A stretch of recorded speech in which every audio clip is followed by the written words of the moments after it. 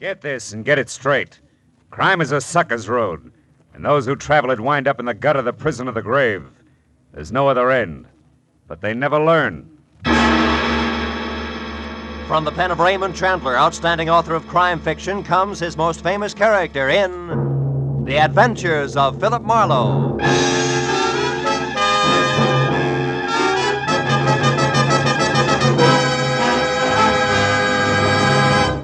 Now, with Gerald Moore, starred as Philip Marlowe, we bring you tonight's exciting story, The Bedside Manners.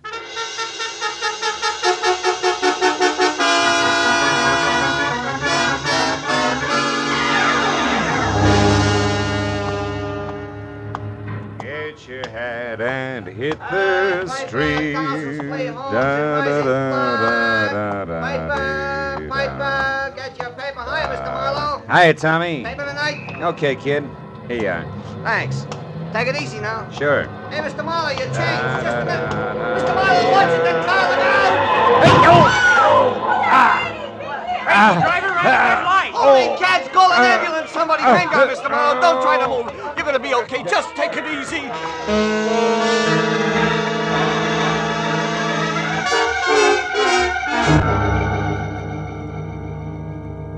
Well, that's the way it happened. 2 weeks ago. When they scraped me up off the pavement, I felt like everything must have been broken. But finally, the doctor boiled it all down to a fractured tibia and assorted bruises. Headed me 10 days in the hospital, tangled up with enough pulleys, weights, and trapeze bars to rig a circus tent. After which, I managed to get sprung to the peace and quiet of my own apartment. There, on a special bed in my living room, I spent 4 days scratching my broken leg through an inch of plastic cast while I worried about the business I was missing. Until finally, Ordine Patterson, a girl with a multi-million-dollar estate I'd worked for once, insisted on seeing me immediately about a job, one she was sure I could handle, even flat on my back. Phil, it's about my brother, Maynard. Oh, another jam, huh? Yes. Oh, wait a minute, I gotta get comfortable. I guess your father knew his son pretty well when he left. Yeah, he left all that dough in your hands, Ordine. Yes, only this time, I sincerely believe Maynard's learned his lesson, Phil. He's worried sick. And frankly, so am I. So am I, if I can straighten this leg out. Well, if you think I can help in this condition, it can't be too serious. All right. Hey, before you sit down, reach me a cigarette, will you? Yeah, sure. Sure, Phil. Here it is. Oh, thanks. Phil, last Saturday night, Maynard went out on a binge. He got home at 4 o'clock in the morning, awfully intoxicated. Well, it's not unusual for Maynard, is it? No, except this time he was frightened, Phil. Scared stiff. Oh, what about? Well, that's just the point. We don't know. He was so drunk he couldn't remember anything. Didn't know where he'd been or with whom.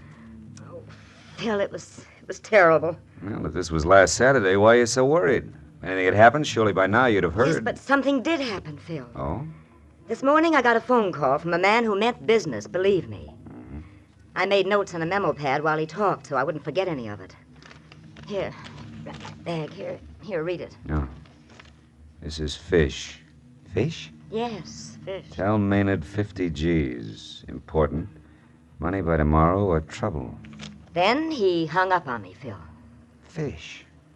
Did you and Maynard ever hear of him before? Well, I certainly didn't, and when I asked Maynard, he didn't know him either. He had a cold, heavy voice and spoke with a thick lisp. You want me to peg this fish for you? Yes, so I'll know why Maynard owes that much money. Well, now look, baby, I'm bedridden. I'm stuck. I can't even move. I know that, Phil, but you have the phone here, a lot of contacts, and plenty of diplomacy. If this is something I can get Maynard out of by paying that money, then I'll pay. Okay, baby, I'll try. But look, if it's outside the law, You'll turn Maynard in. Yes, I'm aware of that. All right, where do I start? Where did he start Saturday? At the Colony Club with a female named Fay Altman. Well, whatever happened must have begun there. That's why I thought of you, Phil. You know the Colony Club. Well, I know their Scotch is Johnny Walker, and Sid Rayfield's the owner, that's all. Well, that may be enough. Will you want to talk to Maynard? Yeah. Send him over in about an hour, will you? Yes, he'll be here. And that Altman girl's number is Sunset, 0144. 0144. Yes. Okay, Ordine, I'll get him. At least my dial finger isn't... just a minute. Hello? That's fish, Marlowe. What? Fish. I know my pigeon's with you now. I followed her. Don't clip her wings, pal. Back out now while you still can. I'm warning you. Phil, who was that? You look upset. Yeah, well, my my horse just ran fourth. Look, you better run along now, Ordine. Well, okay, Phil. And stay out of dark corners, huh?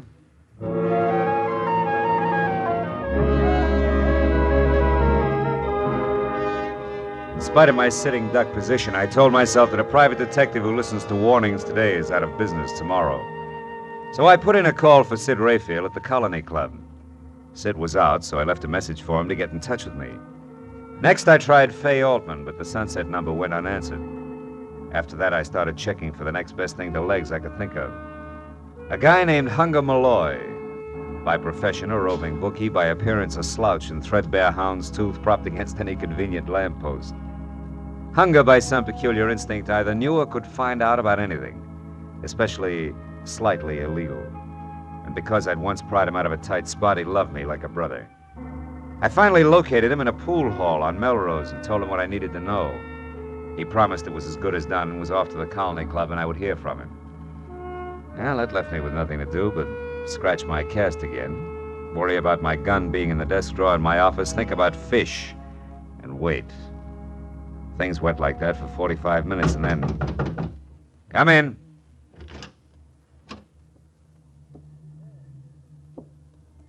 Who is it? Who's there? Why, it's me. Hunger. Oh. What's the matter, Philip? You're jumpy. Yeah, I'm real glad to see you, fella. Likewise. How you feeling under the weather, huh? Yeah. How's it been? No, it's bothering me a little. Look, I brought you some flowers. Oh, Hunger, you shouldn't have. I know. I tried to get long stems, but them plants in the park ain't doing so good this year. Hey, listen, are you sure you gave me the right dope on the phone, Philip? Sure, I'm sure. Why? What'd you find out? Oh, that's just it. Nothing. I went to the Colony Club and got talking around, but not one thing worth noticing went on there Saturday night. Well, maybe it started there and moved out, huh? Yeah, I tried that. Some of the customers went out to the valley after to shoot a little dice. Another bunch moved down to that big joint on Adams for some poker. That's all. Gambling, huh? Could be a gambling setup. Were they big games? No, just the usual. Nothing extra at all. Oh. And especially, I couldn't pin down a thing on any 50 G's changing hands. Are you positive, Hunger? Well, you don't ask too many questions in that league, Philip, but I'm pretty sure nobody got rich or I'd have heard, you know? Oh. I got a hint, at least. Yeah, well, look, what about this guy named Fish? Blank.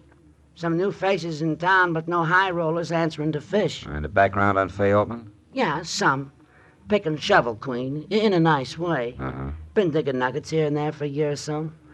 The latest is the gill-edged punk you want to know about, Maynard Patterson. Uh-huh. Say, can I have one of these? Yeah, go ahead, feed your face. Incidentally, they was among those present at the colony Saturday night, if that means something to you. And that's about it, Philip. Okay, Hunger, thanks a million. I'm sorry I couldn't be more help, but I think you're getting a bum pitch. Oh, well, You know, in you- fact, visitors. Hey, I got to back way out of here. It won't look so good. Sure. Bedroom, Hunger. You can go out the window and down the fire escape. Hey, wait a minute. Is that a new shirt?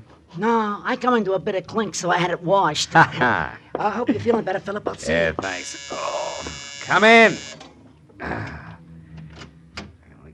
Ordine, my sister, said you wanted to see me, Mr. Marlowe. I'm sorry about your leg. I'm sorry about it, too. I can't get comfortable. Hey, I hear you really tied one on the other night, huh, kid? Yeah, but I'm through, Mr. Marlowe. I swear it. Yeah, sure. Sit down. Oh, thanks. What about the gambling? Lose your head over that, too? Yeah, I guess I do. As far as my allowance goes, anyway. Now, look, I want you to tell me all you remember about Saturday night. Well, I went to the Colony Club with Fay. That's my girl, Fay Altman. By the way, how do you rate stuff like Fay on your allowance? Huh? Just Skip a minute. it. Skip it. Go ahead.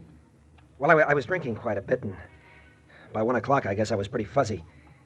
I lost Fay someplace. Then I went outside for some air, and from there on, it's just a blank. Well, now, look, if you didn't pass out cold, you're bound to have some flashes you can remember. I want it all.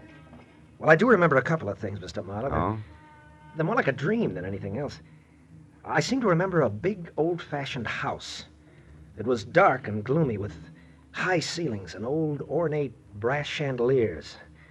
I don't know how I got there or what I was doing. Were you alone? Well, I don't think so. I've got a man's face in my mind, a flabby guy in a silk shirt. He had big hands, freckles on the backs of him, with kind of a reddish hair on him. I remember them against something green. Did he lisp? I can't seem to remember. Just thinking about him gives me the willies, but I don't know why. I can't figure out why. I talked to Faye. She waited for me until the colony closed, and then she went home. She was pretty mad about it. You sure that's all you can remember? Yep. Yeah, that's everything. Well, does it make any sense at all? Not much. Sounds like you could have been mixed up in a poker game at a green top table in an old dump on Adams. Lost your shirt to a fat guy named Fish. You think that's all there is to it, huh?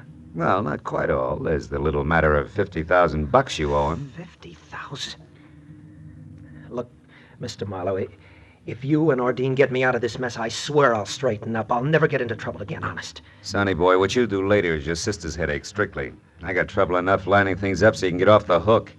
Now go on home and stay there till I call you. Okay. Mr. Marlowe, I know you don't like me, but, well, thanks anyhow. $50,000. Oh. Yeah, sunset 01 4 4. I have to put Cass on so tight. Hello? Faye, my name is Phil Marlowe. I've been trying to reach you for 2 hours. Well, maybe you need longer arms, Mr. Marlowe. No, just some conversation about Maynard Patterson. I'm in my apartment, number 210, Grenade Arms on Franklin. Can you come over? Why would I want to talk about Maynard to you in the first place, and why don't you come over here in the second? Well, in the first place, I'm a private detective. In the second, I got a busted leg. How about it? It's important. Well, I've never dated a private detective with a broken leg before. It sounds entrancing. I'm around the corner on Bronson. I'll be right there. Good, Goodbye, Faye. Come on in. Well. Sid Refield in person yet? Yeah. The boys at the club told me about your urgent call, peepers, so I came right out. Well, if I'd known you were coming, I'd have baked the snake, Sid. Skip the cracks. I know what you want. Well, then you're clairvoyant. Because I'm not sure myself yet.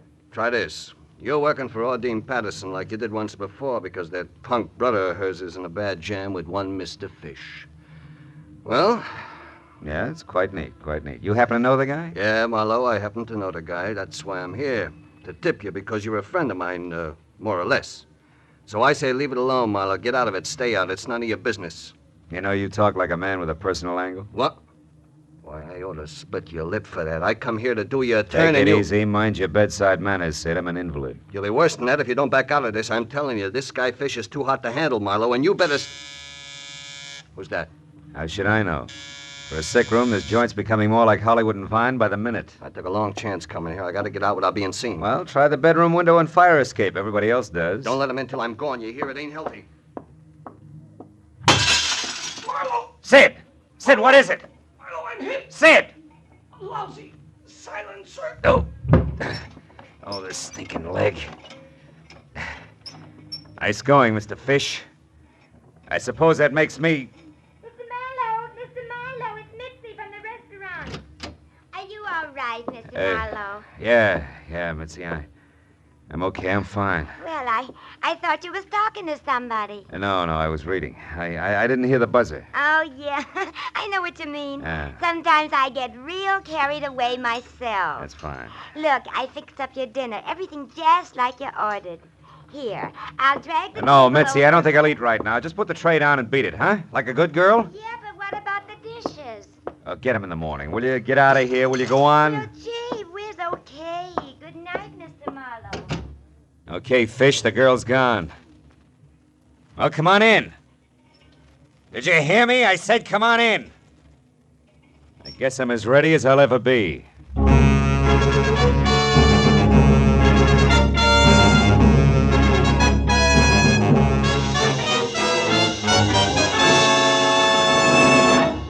In just a moment, the second act of Philip Marlowe. But first, this Wednesday night, CBS brings you the premiere of a bright new musical show, The ABCs of Music, starring Robert Q. Lewis and Ralph Flanagan's orchestra.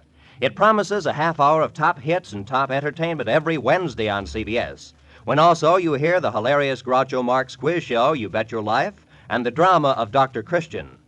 The ABCs of music, Groucho Marx, and Dr. Christian come every Wednesday on most of these same CBS stations. Now with our star, Gerald Moore, the second act of Philip Marlowe, and tonight's story, The Bedside Manners.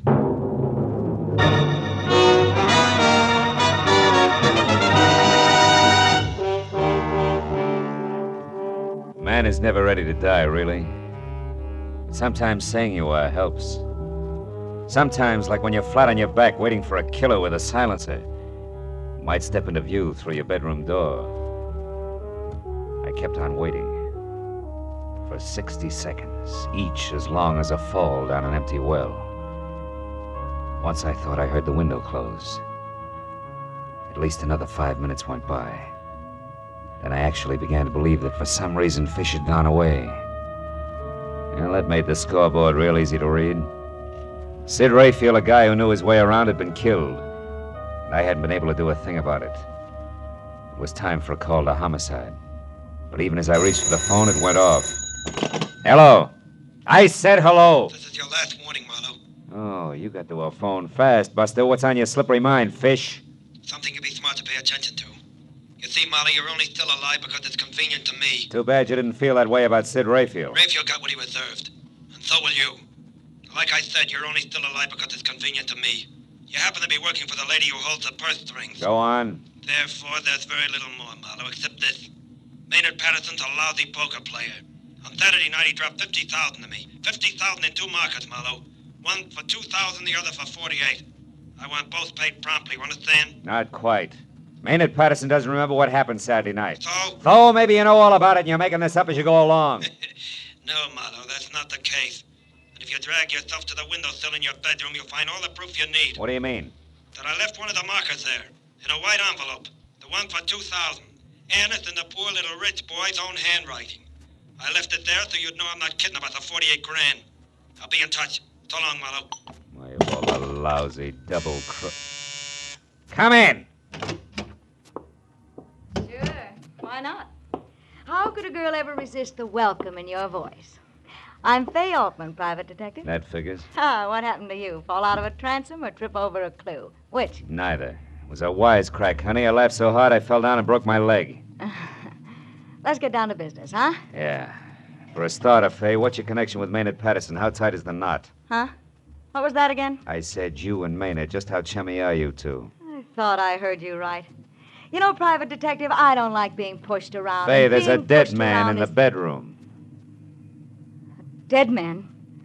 Did you say a dead man? Sid Refield. He was murdered, Fay. Oh, no. Oh, not Sid.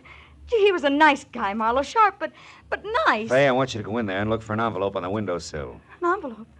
No, I don't think I want It's important, Fay. I can't get out of this bed. Now go on. It may help us tag Sid's killer. But...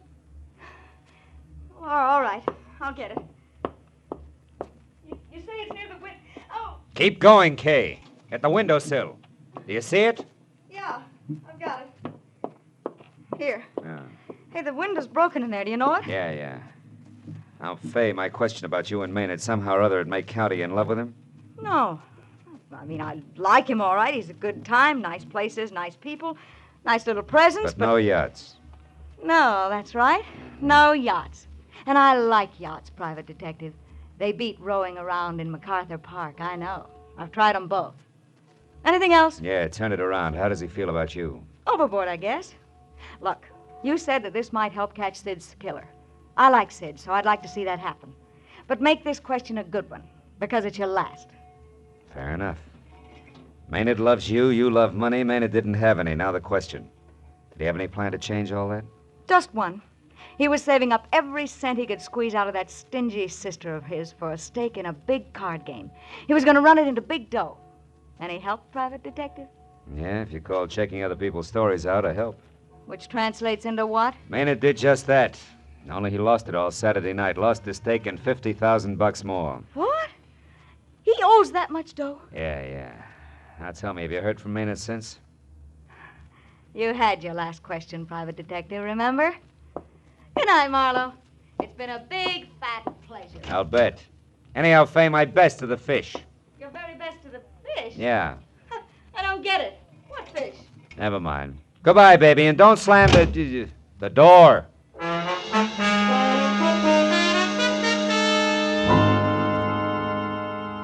When the lady was gone, it was time to call the police. But I was dying hard, and even as I dialed the number, I turned the envelope that had been left on the windowsill over in one hand. The envelope was the cheap kind you find in any dime store with nothing written on it. And the note itself, which read, "I owe the bearer $2,000 payable within 24 hours," was signed Maynard Patterson and dated Saturday. It was on a square piece of memo paper, and it made me think about a little item which for quite a while had been sitting last row, last seat in the back of my mind. But trying real hard to be a star pupil. Now, Marlowe, the fishing may be great. Oh, this leg. Come on, baby, be home. Hello? Mrs. Marlowe, Ordine. Oh, Phil, what have you found out? I'm not sure, but among other things, I may have caught a killer. Now, listen. Do you still have that note? You know the one you brought over here, the memo you made after Fish called? Have you got it? Why, yes, it's in my handbag. But Never mind Phil- the question. Just get it, will you? All right, I'll only be a moment. I'll hang on. You better just hang up, Marlowe. I wasn't expecting you just yet, Maynard. Now, nor this gun, I'm sure. Hang up, Marlowe. It'll only make a call back, you know. Yeah. And won't my dear sister be exasperated when she keeps getting a busy signal? No matter how long she dials, only a busy signal. The pronunciation is thignal, Maynard. Huh? Or do I call you Fish? And don't look so surprised, your act stank. People who can't pronounce the letter S avoid it instead of going out of their way to use it, as in Perthring. My mistake, Marlowe. Yeah, among a lot of others. You never should have been careless about the kind of paper you wrote the IOU on. Your sister, who you're trying to swindle, came in here earlier with the same jottings on a piece of paper that's got the same top edge. Irregular. Because yeah, no doubt... I know. Because it was ripped off the same telephone pad. And I wouldn't have used that paper since IOUs are customarily written during or immediately after a card game. And I couldn't have been at home at the time of the game. All right, stop it, Marlowe. There's no need for any more hypotheses. No, you can fill in all the blanks, can't you? Step by step, a rotten, tailor-made scheme to get your sister to save you by paying $50,000 to a gambler named Fish who doesn't exist. I said stop it. Slimy setup that began with a faked one-night stand of bottle and bond amnesia. Moved on to an also-fake telephone call to Ordine from a heavy named Fish. A man with a lisp. Shut up, Marlowe. And the payoff, the confession call to me. Shut Also... up. Oh! Yes, Mr. Marlowe, everything you say is so. But I'm still not beaten, and I won't be. You're the only one who knows all this. And even as Fish killed Sid Rayfield, Fish is going to kill you. Fish, Marlowe, not me. Fish, the ruthless gambler who never will be caught, but who my sister will pay, nevertheless. Is that clear, Marlowe? Not quite. Why did you kill Rayfield? He had me convinced that Fish actually existed. Which is the reason he died. He was playing my game, Marlowe, but not for me. Somehow or other, he found out what I was doing. Maybe because he always checked carefully when anybody got too interested in Fay Altman. And he decided to help things along, then cut himself in. Well, you know the answer to that. Now, if you don't mind, turn on the radio, Marlowe. Why? Silencer doesn't make Turn it on. Louder. I wouldn't want anything to go wrong now, Marlowe. I've been so lucky. Lucky that I got away from my sister and was free to watch this building, this apartment. Lucky so that I could see who came and who went and act accordingly. Yeah, I've been lucky, all right. You do grant me that, don't you, Marlowe? Yeah, sure. You've been lucky. Yeah, you've been real lucky, Patterson. Up to now. But you know how it is with luck, kid? 1 minute you have it, the next minute it runs out. Look, do you mind if I turn this off? It's putting me to sleep. You are brave, aren't you, Marlowe? No. Just lucky. Lucky that someone's standing behind you. Who? The mounted police? No. Just a guy named Hunger Malloy. It's a funny kind of a guy, Maynard. He was here earlier tonight, and he ducked out by way of the bedroom. At least, I thought he ducked out. Oh, quit it, Marlowe. Huh? Now, don't budge an inch. I'm not going to turn around and give you the chance to go for that gun, which is probably under your pillow. Oh, no. Oh, but Maynard, you should do something. You're about to be hitting a noggin. Honest, Maynard, with a vase. That, Marlowe, I'll believe when it happens. He just wouldn't take your word, would he, Philip? Well, that's the way it goes. I'll see you. Now, wait a minute, Hunger. Come back here. I can't, pal. You You got a corpse in there. That means cops. Them and me don't mix. Don't worry about it. Just tell me before I bust. You started for the window 20 minutes ago. What happened? Well, Philip, What happened, Hunger? I got delayed. Ah. After that, stuff was popping. This louse was in there, then the corpse delecti, and then the louse again at the window, leaving an envelope, et cetera, et cetera. Yeah, but the delay, Hunger. Before company started coming, what was it? Well? The truth, Philip? Yeah, try it. May not hurt at all. Okay.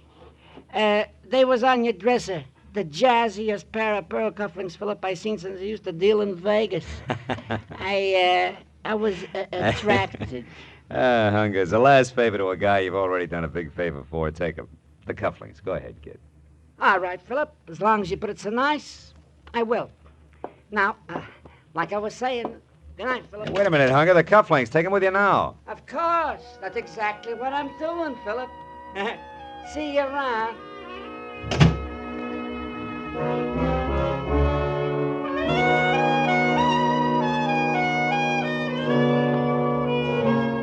Funny little guy.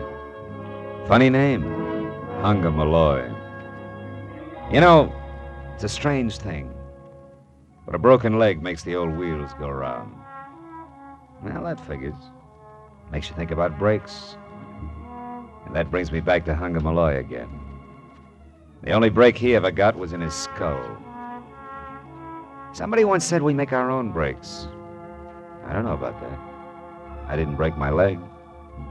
Or maybe I did. Did I really look where I was going? And Maynard Patterson. Look at all the brakes he had. Loads of dough. Still, he didn't know where he was going either. And Sid Rayfield. I wonder if when the slug hit him, he thought, what a lousy break.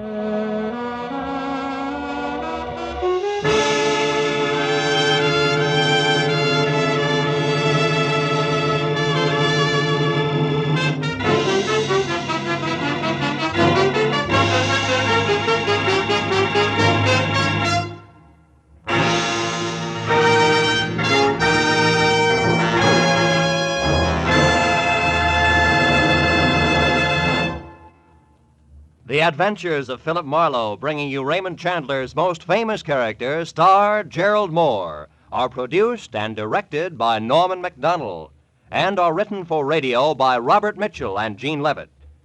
Featured in our cast were Ann Stone, David Ellis, Vivi Janis, Wilms Herbert, Paul Dubov, and Frank Gerstle.